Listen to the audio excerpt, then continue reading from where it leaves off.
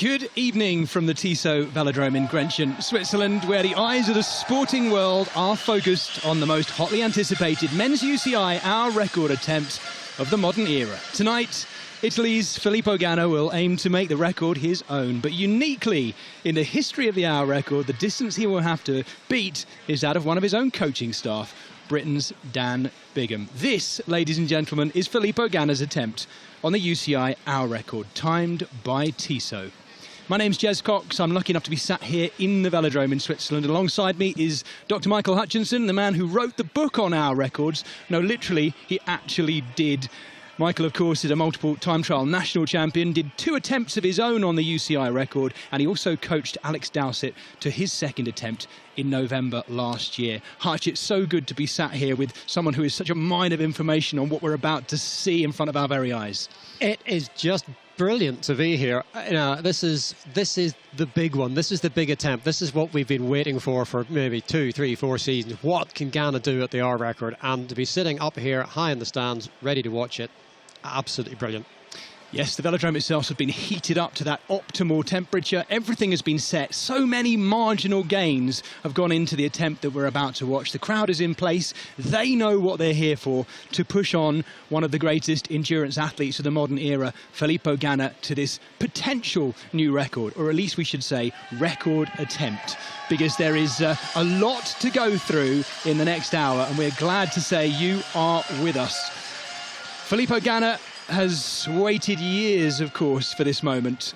His performances in road time trials and on the track have made him the man to break the hour record. We'll soon find out if that expectation is going to be fulfilled, because now it is indeed Ganna time.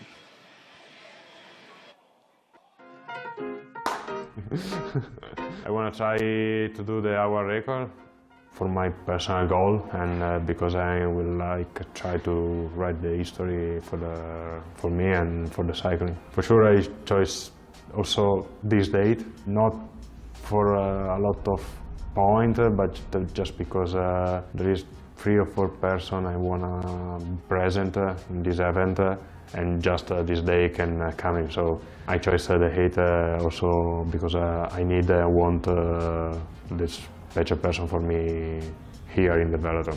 I hope the first 30 minutes everyone stays a bit calm, because if you start go more than normal in the first 30 minutes, the last 30 is a problem. The bike is amazing, so after a few minutes you have the sensation, the feeling, the bike flight. So it's a super good bike. If I do the record, I'm happy. Maybe I go to it in the holiday. I try every single effort at 100% of my head, my focus for the performance. So just 1 meter more is perfect. 26-year-old Filippo Ganna, born in Vabania, Piedmont in Italy, son, of course, of a former Olympic sprint canoeist, Marco Ganna. So relaxed in that video, and unloading the pressure seemingly with his just a metre comment. But Hutch, there is so much more to it, the pressure that's on him and his team this evening. The thing about an hour record is it's all about you. It's the Filippo Ganna show. Anyway, he comes into the building. When he got here this afternoon, his name is all over the arena. All the pressure right on him.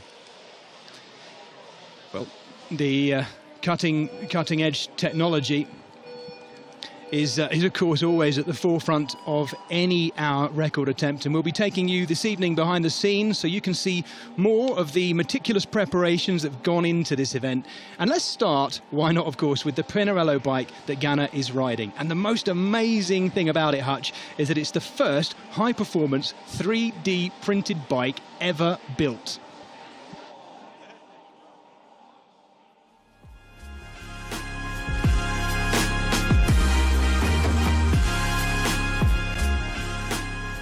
So Pinarello for the hour record has made a completely new bike. Really big effort from both from the design team and from Pinarello to deliver it. Is a completely new technology. So I think Pinarello has really worked wonders to be able to deliver this type of bike. They had to develop a new technology to make it possible, and that has been sort of I think has felt us feel really special to see all the work they have done to deliver this bike. And so obviously then there's that step from the delivery, from the drawing to get it real, to get it delivered. That's also a big step, and what everything is waiting for is like, how does the bike feel? And for sure we know that it's a very fast bike. Well, as you can see, Filippo Ganna is in the house. Final preparations going before he goes to that start gate. Hutch, the viewers at home will have seen the silvery shimmer of that unpainted frame there. When was the last time a rider broke the hour record on a metal bike? Well, I reckon the last metal bike used to break the hour record would have been Chris Boardman back in 2000 under a slightly different set of rules, where he rode a very traditional looking round tubed steel bike. This is a very different animal, because this is an alloy of magnesium, aluminium and scandium, and it's 3D printed in a unique fluid shape. This is an incredible machine. And don't forget, folks at home as well, the UCI stipulations are such that you will be able to order yourself a bicycle just like this, the same model exactly. It has to be that way, as are the UCI stipulations. And we're just watching Filippo getting clipped in on one of two bikes he has for this attempt.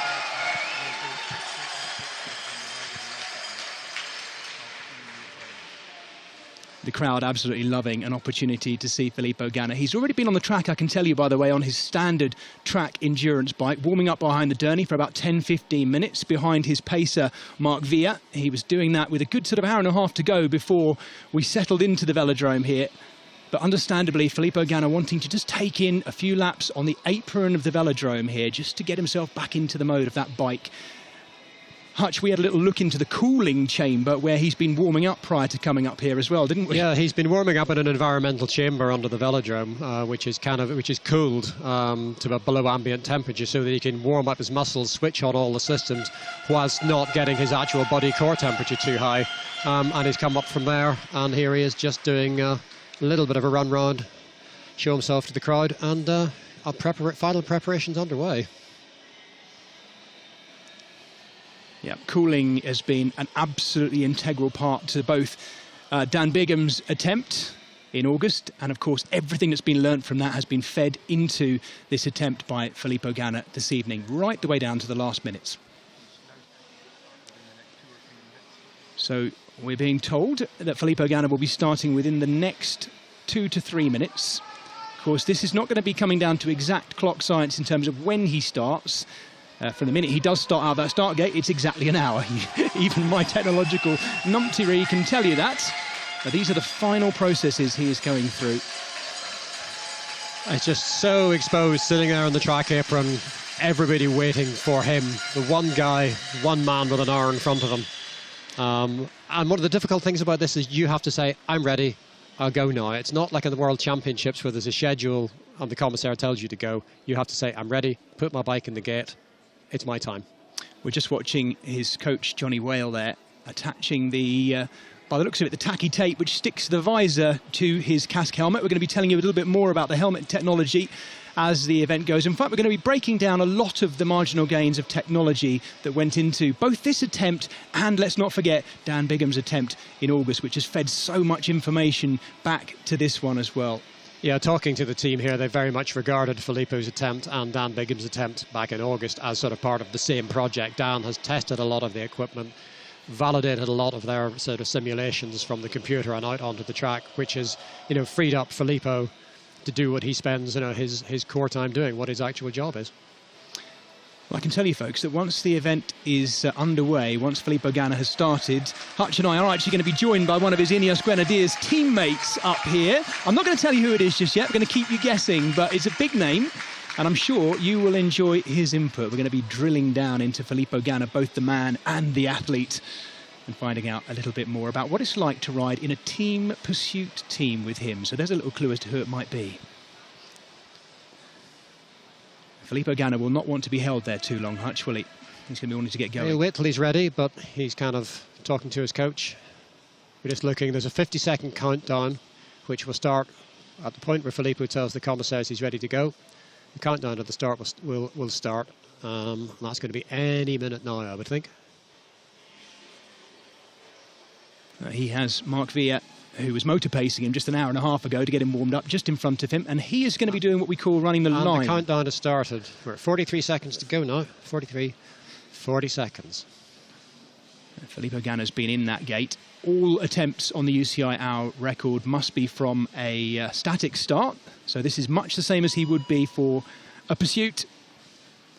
Final little adjustments at the back of his casque helmet. The crowd has gone quiet here in the Tissot Velodrome in Grenchen, and we're ready for the most hotly anticipated attempt on the UCI men's hour record of the modern era.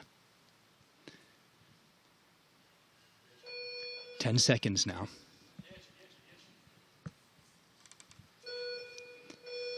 3, 2, and 1. You won't need me to tell you that the crowd here in the Tissot Velodrome in Grenchen has gone wild. Now we have exactly an hour for him to see just how far he can go. Do not forget the target. It's up on the board here above us already, and that is Dan Bigham's record of 55.548 kilometres. First lap complete. And he's already two seconds up on Dan Bigham, which will be further up than he was planning to be. You can see the screen graphics. At the top of the screen, you've got the number of laps completed and the distance that is. Bottom right of the screen, we've got the rolling clock and the split against. That split is against Dan Bigham's time, lap by lap. You've also got an average speed, which he's going to climb through the event just because it includes that slower first lap. And at the bottom left of the screen, there is the last lap split. The average last lap split to break the record would be 16.3 seconds. So he's easing into this quite well. The second and third laps have been a lot calmer. And the idea is to start off slow and build. Hutch, I can see Mark Villa down there on the first bend, if you like, just past the start point. He's got a tablet in his hand. Can you tell us what he's doing and what he's showing Ganna there? He is showing Filippo some of what we have on the screen in front of him. He's showing him his split for the last lap, so his time on the last 250 metres. And about every 5 minutes, he'll give him a sign as to where he is on the overall pace. And as we can see from the graphic, the gap that he is up on Dan Bigham's time is just coming down a little bit now. He is up by 1.7 seconds at this stage. So started potentially a little hard, Hutch, but it's hard not to. Yeah. And as a pursuiter, he's used to nailing it out of the gate. But what he's done is he's got himself very, very quickly back under control. For him, a 16.6 second laps, which is what he's doing at the minute. That's very relaxed. That's not much more than a warm-up pace just to settle into this. No, and it's worth us pointing out, we didn't really get a chance to divulge what we found out in that warm-up cooling chamber, because cooling has been absolutely integral in amongst the INEOS Grenadiers performance team here in this attempt, and also in Dan Bigham's attempt as well. We saw him come up into the velodrome still with the ice jacket on, but you and I had a lovely opportunity this afternoon to go and see Hutch in that cooling chamber and what it involved. The biggest fan I've ever seen in my life. Big fan, lots of aircon units, and a temperature that's probably down around, what, 14 or 15 degrees ambient temperature. I mean, cooling, we're going to hear more about this later on, but cooling is so important because it's quite warm in here in the velodrome. It's about 27 degrees. We want it to be warm to get the air pressure, kind of get the air density right. But there's also the issue about how quickly the athlete heats up. You've got to keep the athlete cool, because when the athlete's body temperature gets to a certain point, their performance really starts to fall off. So one of the things they've really taken seriously is this issue, cooling. Here the last couple of days, we've heard about it again and again. Well, not just you at home, but the eyes of the cycling world are on this velodrome right here this evening. And we know that many of Filippo's fellow riders are also watching and urging him on to set a new record. Hey people, good luck on Saturday night, mate. We're all rooting for you and can't wait to see you smash it. Filippo, you know what to do. Filippo, fracca. Ciao Filippo, good luck. We are all behind you. Ciao Filippo, I wish you really good luck for your try, and man, you're a machine, so go for it. Just 1 hour change your life. But after 30 minutes you have to accelerate and then you have to fly. Good luck. Oh, so nice to see and hear messages, not just from his INEOS Grenadiers teammates, but also from across the peloton, and particularly Italian national team riders there. Of course, it's a big weekend in Italian cycling this weekend with Il Lombardia today, and then those inaugural Gravel World Championships in Veneto tomorrow in Italy. Of course, we're here in Switzerland. If you want to share your thoughts today with us and wish him all the best, even though he won't see it until afterwards, do share them using the handle @INEOS Grenadiers, and by all means do hit up me, Jez Cox, and Dr. Michael Hutchinson next to me with your thoughts and good wishes. This attempt now 15 laps in. How's he looking, Hutch? He's looking pretty relaxed. He seems to be, feeling his way into the pace. He's planning, the whole plan with this race, this ride, was to start relatively slowly, compared to the overall pace required. So, I mean, he's looking at, say, 16.2 seconds is the flat average, if you like. He's currently riding 16.3, 16.4s. He's slightly behind Dan at this point, 1.1 seconds behind Dan, a little bit more than slightly actually, but the idea is to take it quite relaxed until the halfway point, and then he will go from there depending very much how he feels. And by going slowly, by going a little bit below pace into the mid part of the ride, the main aim there is actually to keep his body core temperature down by just keeping the effort under control, and that hopefully pushes back the point where his body temperature starts to rise back towards sort of an hour or 50 minutes and an hour rather than 35, 40 minutes.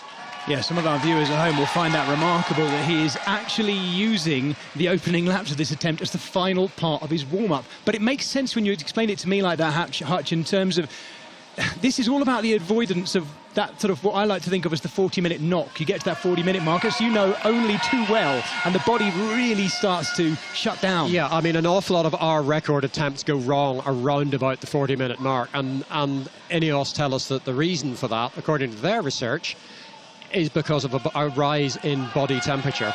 So much of their planning, so much of their pacing, so much of their preparation has been to do with this body temperature issue as a main sort of physiological target, if you like.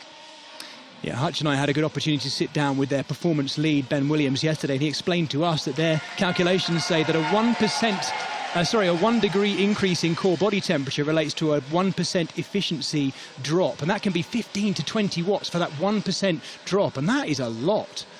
Yeah, and when you start adding up things like that, it's always been the creed of this team as Sky and as INEOS of looking for what they always called marginal gains. They've gone through a few different names for them now, but it's always the same thing. It's about looking at the details closely, and this is one of the keys. There's so many other things they've done. They've looked at bikes, they've looked at lubes, they've looked at tyres, they've looked at tyre pressures, but the reason for what might seem like an odd pacing strategy, you think, why would you want to go slow and have to make ground up? Why not start fast and get some distance in the bank? Or why not do it on a dead even split? That's the reason for what seems slightly counterintuitive. We're just going to look at his split time as he comes through here. He's now just over 2 seconds down on the time at this stage of Dan Bigham back in August. But don't forget, what we always need to remember is there's so much learning that will have come out of Bigham's attempt. We've been very lucky to spend time with the performance team since we've been here in Switzerland, but I'm certain there's things they've not been telling us about, stuff they've tweaked and really wanted to change based on Bigham's own pacing himself, I guess, Hutch. Yeah, well, as I think we said earlier, they've regarded the two attempts as sort of two attempts in tandem, and they've talked about the Bigham Ganna project, and an awful lot of stuff from Dan's attempt, not just kind of things like pacing, but things like tyres, wheels, bikes, skin suits. They carry that forward into this attempt.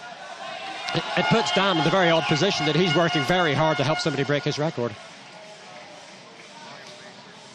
Well, he is looking very comfortable. Maybe that little bit down, but I suspect this is part of that pacing strategy. He is seeing that tablet being held up by Marco Villa each time. Well, we've already seen how important the bike is in this attempt, but what the rider wears is also a critical part of the performance package. And now for nearly a year, BioRacer has been working with the team on the aero suit that Ganna is wearing this evening. And here on your screen is the story of how it was developed.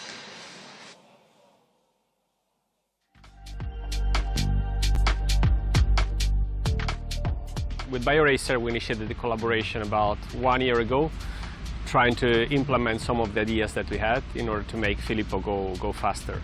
And the main idea we had was to combine different type of fabrics using a base layer and a top layer, The gains are pretty large, especially because finding the right combination between the top player and base player allows to modify the flow around the athlete in a perfect manner. And we are fully aware there has been actually a very creating process, both from the R&D perspective but also production perspective. A large number of samples were made, a large number of prototypes were made in order to optimize not only the aerodynamics performances but also the comfort of the skiing suit. So without them it wouldn't have been possible. We're looking forward to Filippo's Ganna World Hour attempt because it's the pinnacle, the highlight of 1 year testing, developing, making prototypes, and so on. I teased you earlier that we would be joined in our commentary position this evening by one of Filippo Ganna's teammates. I told you he was also a member of the Italian national team, and I can tell you he's getting ready for the World Championships that start this coming week as well. He is, of course, Elia Viviani. Elia, welcome to the commentary point with us. Thanks, and hi to everyone. It's so good to have you here with us. You're in this unique position of not just being Filippo's friend, but being his INEOS Grenadiers teammate, his Italian national team teammate. You've also had I think I'll call it the pleasure of riding in a very successful team pursuit team with him. What I want to ask you, Elia, is what is it like riding on his wheel when he's really going for it in a team pursuit? You know, he is a machine. So when he go in front and you can recover for 3 laps, it's something in a team pursuit. You know, starting from 0, 16 lap, when one guy go in front and pull for 3 laps, is the moment you say, oh, okay, now we can recover for 3 laps, and then you are focusing your pull. But yeah, when you have a machine like him or like Jonathan Milan, for example, it's like, it's impossible to don't be successful sometimes. And from an INEOS Grenadiers perspective on the road, having an engine like him in your team, you as one of the world's foremost sprinters, it must be, he's like the golden ticket, isn't he, in terms of doing all that work to get you into position? Yeah, when you go in the meeting and you ask to people to stay in front from 5K to go to the last K, for sure is something he can do, and he look you like, oh, okay, it's easy, I can do it. So that is another point. So when we wear the INEOS Grenadier jersey, so that is what we asked to him, just to bring the team in front, and then the guys can do it perfectly out for me. We see so much about what he's like as a valuable member of the team, but can you tell us something about Filippo, the man, the guy? What don't we know about him behind the scenes? I think he's a leader. You see when he joined the national team, it's like the other guy are putting all the effort together because he's there.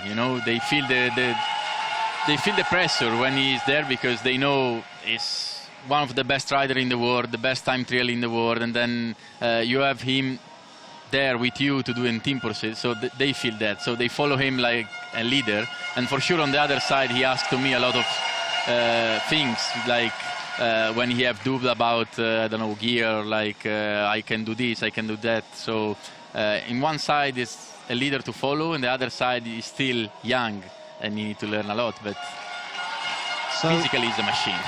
And on the track, it's all going okay because we've got we're lapping at 16.15, 16.2, so he's kind of holding station with his split on Dan Bigham at the minute, around about 3.5 seconds. So that's that feels to me like part of the plan.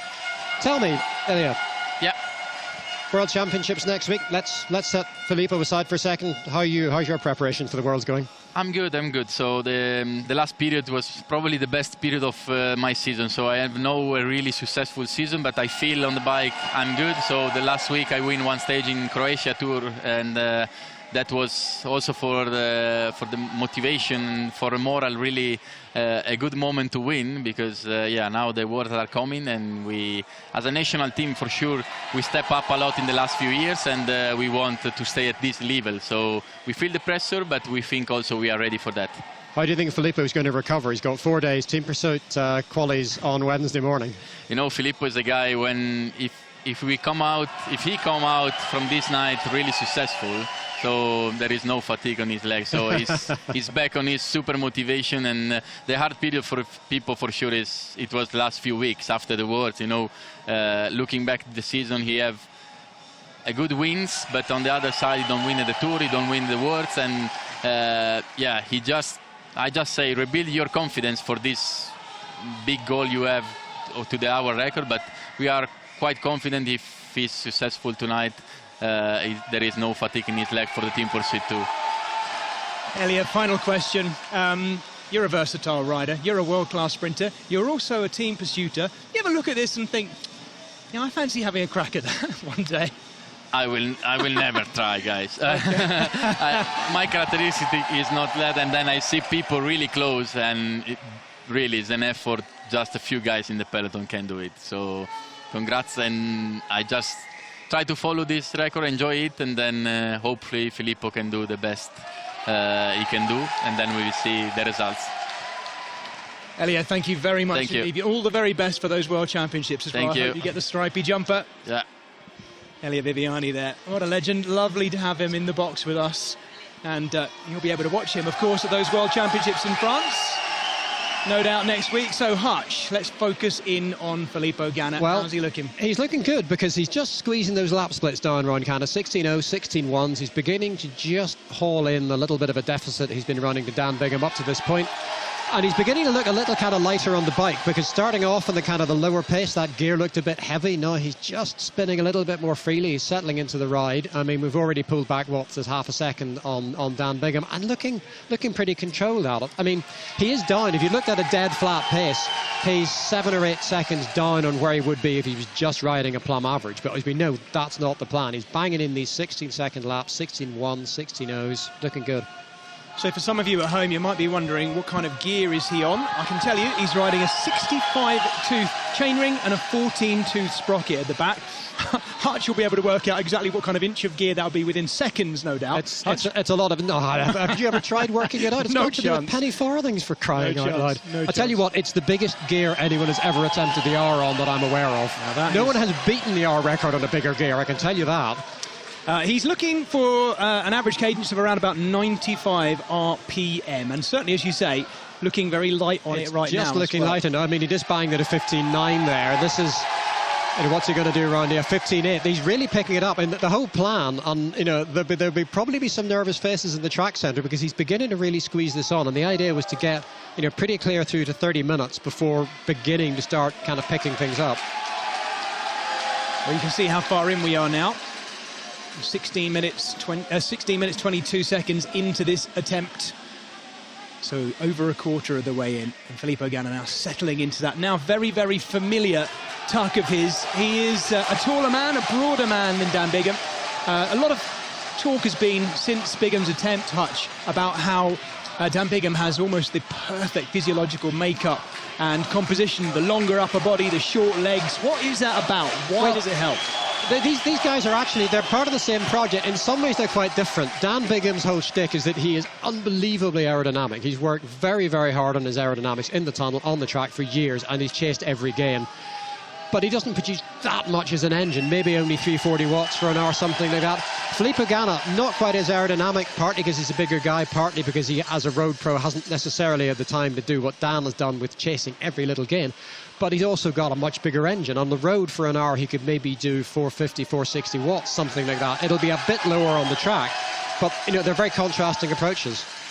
Yeah, it's very important to point that out, that don't for 1 second at home, folks, if you're not fully up on the history of this, think that Dan Bigham, the race engineer, has just gone out and knocked out a relatively fast one just for a bit of reconnaissance. Dan Bigham is a world-class athlete. He is off to the World Championships next week to race for Great Britain for good reason. But he is employed by the INEOS Grenadiers as their race engineer. His job, particularly over the course of this phase we're in now, is to help the man you're looking at right in front of you beat his own record. It's a bizarre kind of idea that you've got someone who's that good a rider and that level of a performance engineer. It's kind of like a coincidence that these two people arrive packaged in the same body, and it's a resource that INEOS have mined into for this particular evening. Well, right up to now, it's looking like a rich seam they've mined as well. This is the point early in the event where you just don't quite know, because you can't know what the rider's feeling. Is he got bags of riding in him, ready to rip the lid off it when he gets to half an hour, or is he beginning to think, doing our records in the past, the record I helped Alex Dowsett with last year, one of our key phrases was the first 20 minutes is for free. If the first 20 minutes isn't really easy, you're in a world of trouble. That's kind of, you know, because Ganna is going more slowly for the first 20 minutes, half an hour, that's a slightly different calculation. But these first 20 minutes, you just don't really know how it's going to go. It's the reading of his own pacing for himself, I guess, which is different. And he'll be used to it as a pursuiter on the track. But, of course, road professionals like him are very used to looking down and seeing a head unit on their bike, which is giving them a direct readout of the watts that they're putting through their own cranks. This is an entirely different way of doing things. And although there's a tablet being used, it's wonderfully old school. It's similar to looking at a head unit, except you're getting a much more accurate feedback. In fact, you know, on an hour record attempt, there are points where you could reckon I'm 5 or 6 seconds up, or I'm 5 or 6 seconds down, and that feels like a huge margin. If you were 6 seconds up at the intermediate split in a 50-kilometre time trial, you would think that was nothing. In an hour record, because the margins are so small and it's so critical, that can feel like an awful lot.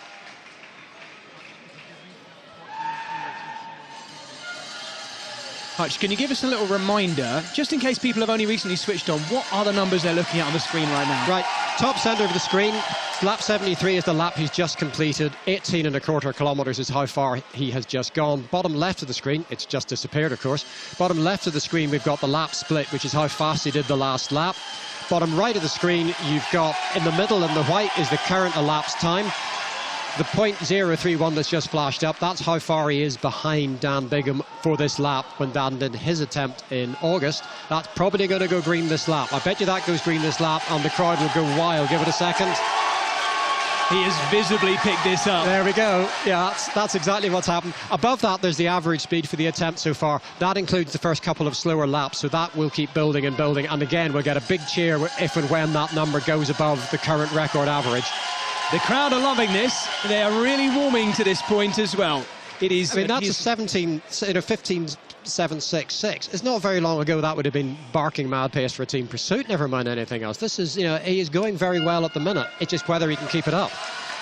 Folks at home, if you want to get a sense, if you want to think about it, on a big velodrome, a single rider riding around those, if you're not used to watching this, you might not quite appreciate just how fast he's going. This is the equivalent, if you wanted to keep up with him, okay, of riding along your local cycle path alongside a road, an urban road, a car passes you, and you immediately sprint to try and keep up with that rider. You get up alongside them, and then you hold that for an hour. Yeah, about that. Do you know what the really nerdy way to look at it is, if you're, because it's a cubic relationship between speed and aerodynamic drag, this is nerdy, I'm sorry. It means if you want to go twice as fast, you have to pedal 8 times as hard, give or take. So if you were doing, let's say, 17 miles an hour thereabouts on a kind of a local cycle passing, if you wanted to go at the speed that Filippo is going now, you would have to pedal 8 times harder than that 17 miles an hour. That's what we're looking at. This is a major effort. And physiologically, riders like Filippo, and particularly Filippo, are simply phenomenal. He has pressed on a lot in the last 6 or 7 laps there, Hutch, hasn't he? I mean, he's lifted it, yeah, he has. One of the things we talked about is that he is getting fairly limited information from Mark Villa there down at the bottom of the track. There is an element of him having to make his own mind up. One of the things we spoke to the INEOS Grenadiers performance team about was the fact that they have 3 different pacing strategies based on that Filippo knows that he can take on himself, but he has to make that decision, right? There's one pacing strategy to half distance, and then there are 3 pacing strategies after that. And at half distance, at 31 minutes, Filippo himself makes the decision, which way are we going? Are we building it? Are we going to conserve what we've got? Are we maybe going to have to pull back a little bit? And that is up to him. When we said this is the Filippo Ganna show, you can do any amount of wind tunnel testing you